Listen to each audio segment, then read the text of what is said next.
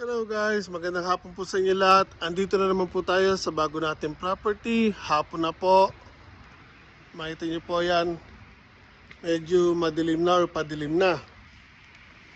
So pumunta ako dito, nagdala lang ako ng mga hollow blocks. Ayan po. Medyo marami-rami po yan.